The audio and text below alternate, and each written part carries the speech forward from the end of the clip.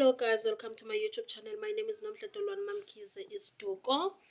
Guys, namhlanje ndifuna ukuzonixelela something.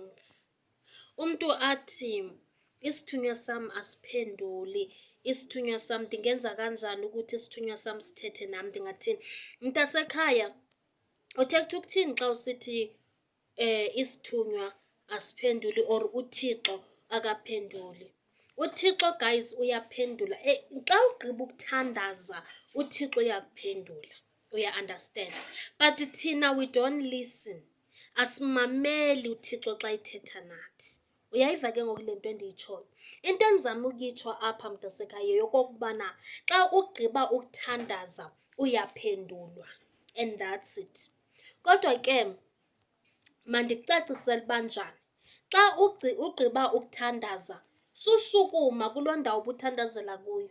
Andithi uyathandaza ngexesha lakho othandaza ngayo. Xa ugqiba ukuthandaza ngela xesha susukuma ungxamele ezinye izinto. No, xa ugqibile ukuthandaza kwakho sowufunde iBhayibhile yakho, hlala khona phaa kulaa ndawo. Uya-understand? Uhlale phaa, uzinzise ingqondo yakho. Ungazicingi ingxaki okuzo, ungazicingi izinto ezimbi ezikwenzakalayo. Ucinge le nto ogqiba uyicela, le nto ogqiba uyithandazela. Or ucinge le nto ogqiba ukuyibika. Uzoyibona impendulo izobuya. Isithunywa siyaphendula nangeengcinga zakho.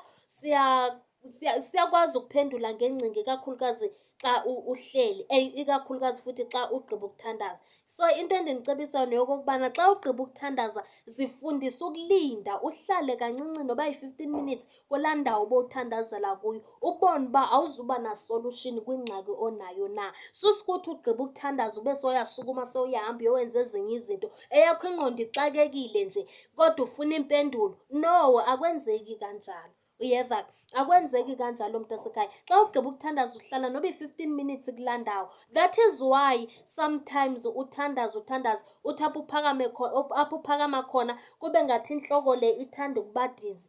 Isayini yokuba hlala ulinde kuqala, uve umoya uthetha uthini nawe. Hlala ulinde. uThixo uyaphendula, sithi asimameli. Uya-understand? uThixo uyaphendula. So that is why sometimes uthandaza ugqiba apho usukuma khona uvele ube ngathi uphelelwe ngamandla bese ucinga uba uyaloywa. No, isani yokuthi hlala ulinde, umamele umoya. Guys, kunalaa nto okokubana thandaza ewe, kodwa siyathandaza ewe ndiyavuma, but umoya siwumameli. Mamela umoya. Benzotsho nje lo myalezo. Ndiyabulela kakhulu.